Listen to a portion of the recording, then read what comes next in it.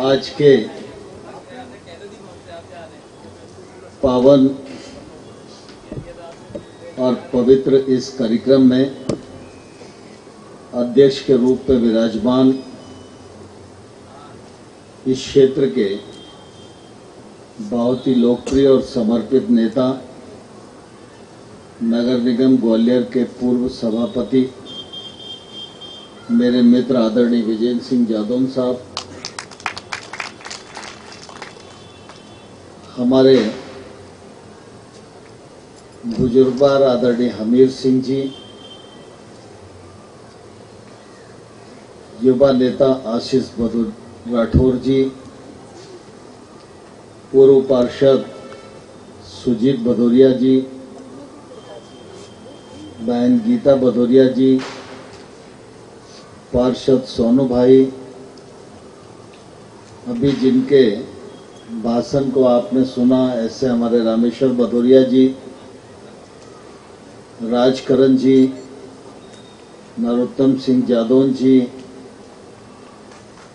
उदल सिंह परिहार जी, और जिन्होंने अपनी नौकरी मध्य प्रदेश में शुरू की थी। मध्य प्रदेश और छत्तीसगढ़ विभाजित होने के बाद वो छत्तीसगढ़ के हिस्से में चले गए थे और वहां से डीजी के पद से सेवानिवृत्त होकर लौटे आदरणीय डॉक्टर महेंद्र सिंह जी, और इस मौके पर उपस्थित हमारे इस क्षेत्र के परिवार के सभी बुजुर्गवार, बहनें, नौजवान भाइयों और उपस्थित सज्जनों, क्षत्रिय कल्याणकारी समिति के द्वारा आज विजयादशमी मिलन समारोह का आयोजन किया है। मैं इस अवसर पर आप सबको दशहरे की भी और आने वाले दीपावली त्योहार की भी बहुत बहुत बधाई देता हूं, बहुत बहुत शुभकामनाएं देता हूं। हम सब हिंदू समाज के अनुयायी हैं और इसलिए कार्यक्रम के अवसर पर प्रभु राम जी का चित्र हम लगाते हैं, उनका पूजन अर्चन करते हैं, माल्यार्पण करते हैं और उनसे प्रार्थना करते हैं कि वे हम सबको शक्ति दें, आशीर्वाद दें कि हम सद्मार्ग पर चलते हुए अपने जीवन को सार्थक बना सकें और अपने जीवन को ऊंचाइयों तक ले जा सकें। दशहरे का त्योहार हो, दीपावली का त्योहार हो, इसके केंद्र में भी प्रभु श्री राम की ही भूमिका है। दशहरे का त्योहार अन्याय पर न्याय की विजय का त्योहार है, शस्त्र पूजन का त्योहार है और इस दिन सभी लोग एकत्रित होकर ये संकल्प करते हैं कि जब कभी भी हमारे सामने अन्याय की बात आएगी तो हम अन्याय का प्रतिकार करेंगे और अपने जीवन का जो क्षण, जो पल न्याय के लिए योगदान कर सकता है वो योगदान देंगे। ऐसा महत्वपूर्ण पर्व यह दशहरे का हम लोगों के जीवन में आता है और प्रतिवर्ष हम मिलन समारोह आयोजित करते हैं। इस दिन रावण का भी दहन होता है। रावण का दहन व्यक्ति के रूप में नहीं होता। रावण और राम ये दो प्रवृत्तियां हैं जब त्रेता था तो त्रेता युग में भी अगर रावण थे तो राम भी थे। फिर द्वापर आया तो कंस जैसे लोग भी थे और भगवान श्री कृष्ण भी थे। और आज कलयुग में हम सब जी रहे हैं तो आज भी रावण है और आज भी राम की प्रवृत्ति को मानने वाले बहुत सारे लोग हैं। लेकिन रावण का दहन यह प्रतीकात्मक रूप से हम इसलिए करते हैं कि मेरे शरीर में, मेरे मन में, मेरी बुद्धि में, मेरी आत्मा के नजदीक अगर कहीं भी रावण जैसी प्रकृति हो, रावण जैसी वृत्ति हो, तो दशहरे के दिन हम उस वृत्ति को जलाकर राख कर दें और अपने भीतर प्रभु राम को जिंदा करने का संकल्प करें और उनके बताए हुए रास्ते पर चलें। हम सब ईश्वर की संतान हैं और ईश्वर ने जब सृष्टि की रचना की तो ईश्वर ने अनेक प्रकार की सृष्टियों में योनियां निर्मित की। लेकिन उन हजारों योनियों में मानव योनि में जिसको जन्म दिया उसको प्रभु ने भी श्रेष्ठ कहा है। लेकिन प्रभु ने जब सृष्टि की रचना की है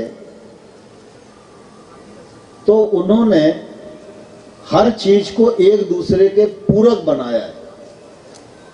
आप देखिए, अगर एक मनुष्य का महत्व है, एक श्रेष्ठ साधु का महत्व है, किसी राजपूत का, ब्राह्मण का महत्व है, तो एक पशु का भी महत्व है और धरती पर एक चींटी का भी महत्व है और एक कीट पतंगे का भी महत्व है। लेकिन आप सब जानते हो कि जब राम जी दशरथ जी के पुत्र थे और विश्वामित्र जी उनको लेने आए,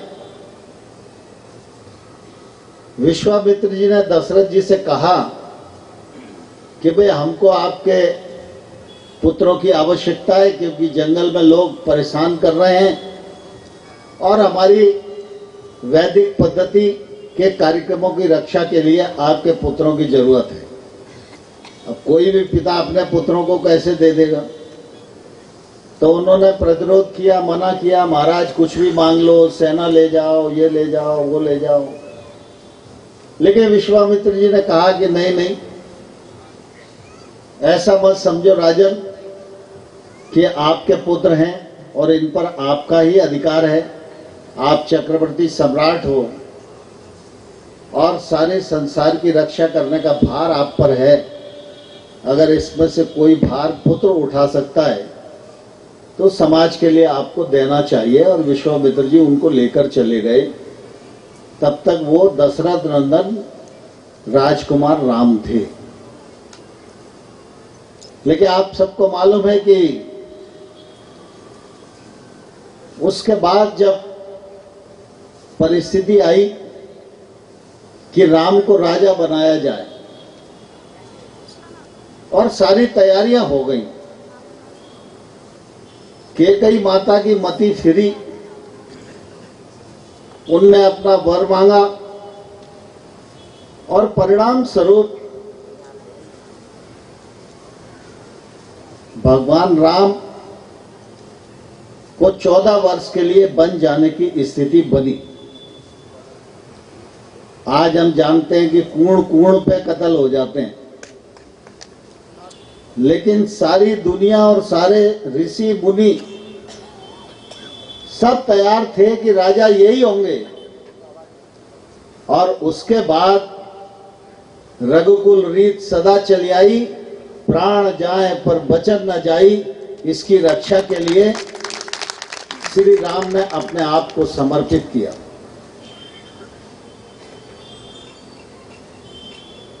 ये उनका समर्पण प्रारंभिक अवस्था का समर्पण था। लेकिन आप सब राम जी के वनवास के पश्चात उनके 14 वर्ष की यात्रा को देखो। चाहे सबरी के जूठे बेर खाने का मामला हो, चाहे पत्थर को देवी बनाने का मामला हो, चाहे इतने बलशाली और अत्याचारी राजा बाली के वध का मामला हो, और चाहे रावण के संहार का मामला हो, पग पग पर राम जी ने हर व्यक्ति को संदेश दिया है। मैंने पूर्व में कहा ना, भगवान ने मनुष्य को वो शक्ति दी है कि वो चाहे तो भगवान बन जाए और चाहे तो हैवान बन जाए। ये मनुष्य को तय करना है। और इसलिए जन्म से लेकर अंत तक राम जी को आप पढ़कर देखोगे तो ध्यान में आएगा कि राम जी ने वही किया जो एक मनुष्य को करना चाहिए, वही किया जिससे मर्यादाएं स्थापित हो सकती हैं, वही किया जिससे सत्य का साथ दिया जा सकता है, वही किया जिससे सील की रक्षा की जा सकती है, वही किया जिससे समाज में समरसता स्थापित हो सकती है।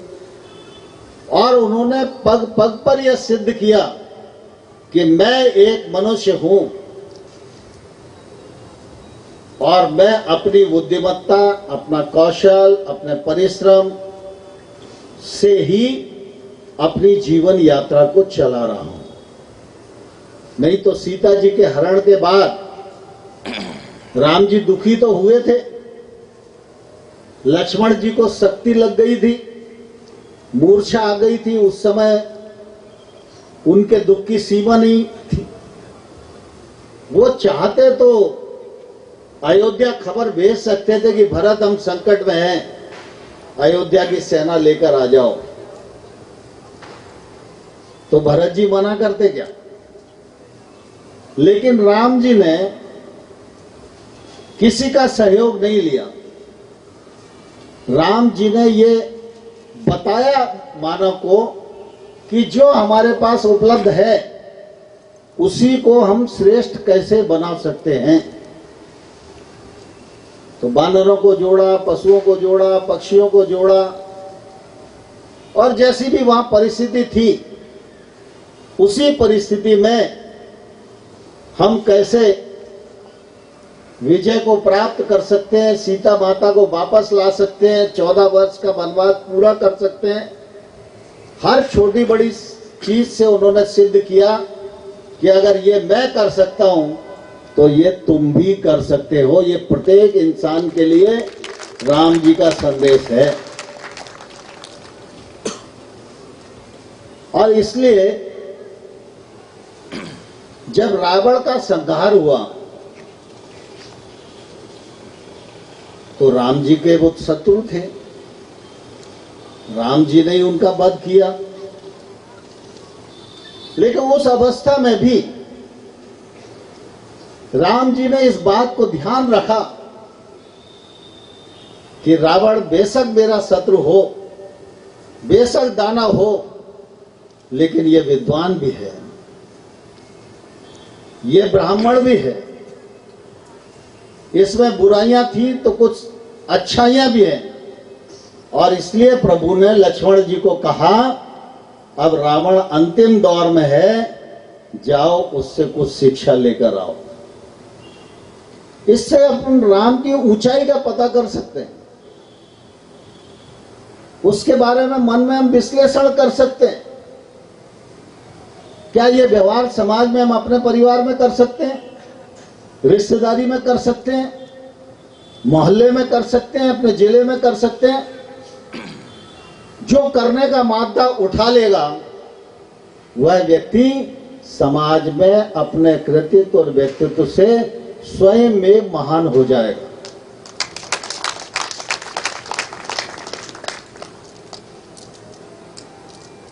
चौदह वर्ष की यात्रा को पूरा किया भगवान श्री राम ने, और जब लौटकर अयोध्या आए तो अयोध्या में उनका राज्याभिषेक होना ही था। लेकिन आप देखो कि जब वो गए थे तो राजकुमार राम थे, और जब वो लौट कर आए तो लोगों ने उनको कहा, मर्यादा पुरुषोत्तम भगवान श्री राम की जय। तो यदि कोई विष्णु भगवान के अवतार के रूप में भी अवतरित हुआ हो, वह अपने कृतित्व से आम जन को यह संदेश देना चाहता है कि आप साधारण मनुष्य हो, लेकिन 14 वर्ष वनगमन जैसी यात्रा करो तो आने वाले कल में आप भी मर्यादा पुरुषोत्तम की स्थिति में आ सकते हो।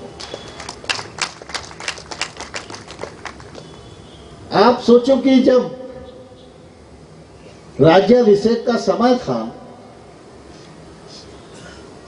और भरत जी ने पूछा कि महाराज किस किस राजा को बुलाएं, तो राम जी ने कहा 14 वर्ष में मैं तो सारा भूगोल भूल गया हूं, कौन अब राजा है, कौन राजकुमार है, कौन युवराज है। आपको जो उचित लगे दिख उनको बुला लो। मेरे साथ तो विभीषण आए हैं, सुग्रीव आए हैं, जिनने मेरा मदद किया, वो सब लोग राज्याभिषेक में भाग लेने आए ही हैं। हनुमान जी महाराज हैं। लेकिन आप देखो कि जब ये सब बात हो गई और राम जी विश्राम के लिए चले गए, बाद में रात में ध्यान आया राम जी को, अरे भरत ने पूछा था लेकिन महत्वपूर्ण नाम तो मुझसे छूट ही गया। तो रात में उठकर भरत के कक्ष में गए और भरत से उनने कहा कि उस केवट को बुलाओ जिस केवट ने मुझको गंगा पार किया। तो आप सोचो कि राम जी का क्या चरित्र रहा होगा, क्या बड़प्पन रहा होगा। मेरा राज्याभिषेक हो रहा है तो मैं कोशिश करूंगा बड़े बड़े आदमी आए, लेकिन उन्होंने राज्याभिषेक के समय केवट को याद रखा। यह सीख हम सब लोगों को भगवान श्री राम से मिलती है। दशहरे के पावन पर्व पर जब हम सब लोग एकत्रित होते हैं तो हम सबको इस बात का विश्लेषण अपने मन में करना चाहिए कि दशहरा आखिर क्यों, रावण का दहन आखिर क्यों, प्रभु राम जी की पूजा क्यों, और उसका विश्लेषण करके हम अपने जीवन में क्या अंगीकार कर सकते हैं, इसका ध्यान हम सब लोगों के मन में रहेगा तो हम स्वयं भी अपना जीवन सार्थक कर पाएंगे और भविष्य की अपनी पीढ़ियों को भी एक अच्छा रास्ता दे पाने में निश्चित रूप से सफल हो पाएंगे। जहां तक क्षत्रिय समाज का मामला है तो मैं उस विषय में एक दो आग्रह करना चाहता हूं। आम तौर पर हमारे यहां की रचना में आरंभ के समय में कोई जाति बिरादरियां नहीं थी।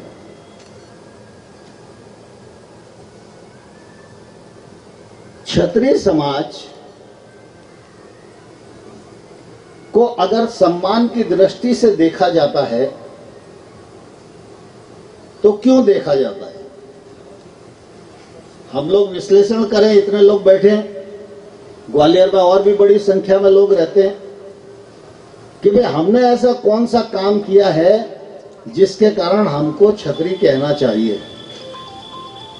सिर्फ एक ही कारण ध्यान में आएगा, हम जिस माता की कोख से पैदा हुए वो माता छतरी थी, इसलिए हम छतरी हैं। लेकिन सच्चाई ये नहीं। जन्म होना एक पक्ष है, व्यक्ति कृतित्व से क्षत्रिय बनता है, कृतित्व से ब्राह्मण बनता है। अगर हमारा कृतित्व क्षत्रित्व से नहीं मिलता तो हम कुछ दिन तक अपने पुरखों की थाती पर जीवन यापन तो कर सकते हैं, लेकिन पीढ़ियों को आगे नहीं बढ़ा सकते।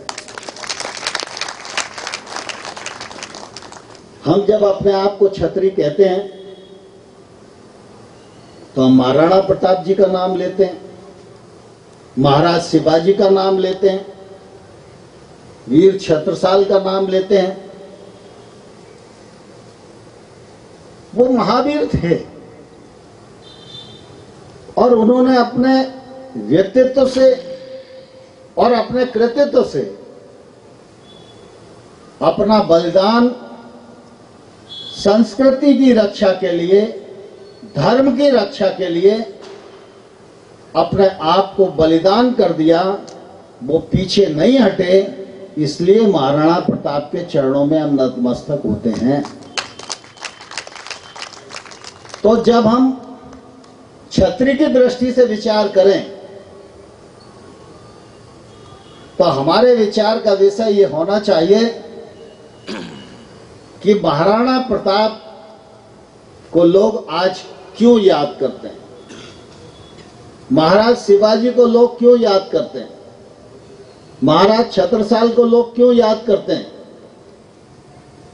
उनको इसलिए याद करते हैं कि उन्होंने अपने प्राणों का बलिदान भारतीय संस्कृति की रक्षा के लिए किया, हिंदू संस्कृति की रक्षा के लिए किया, और जो उनका कृतित्व था वो क्षत्रित्व से मेल खाता था, इसलिए दुनिया ने उनको छतरी कहकर सलाम किया।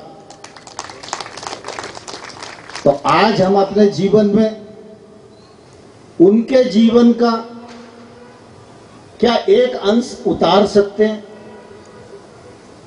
अगर हम उतारेंगे और अपने भीतर क्षत्रित्व की एक बूंद को भी धारण करके उसको पल्लवित और पोषित करके भविष्य की पीढ़ी को दे जाएंगे, तो आने वाले कल में पुरखों का जो बलिदान है, पुरखों की जो ख्याति है, पुरखों का जो मान सम्मान है, मैं नहीं तुम, मैं नहीं हम, इस सिद्धांत पर जब हमारे पुरखे चले तो दुनिया ने हमारी अधीनता को स्वीकार किया।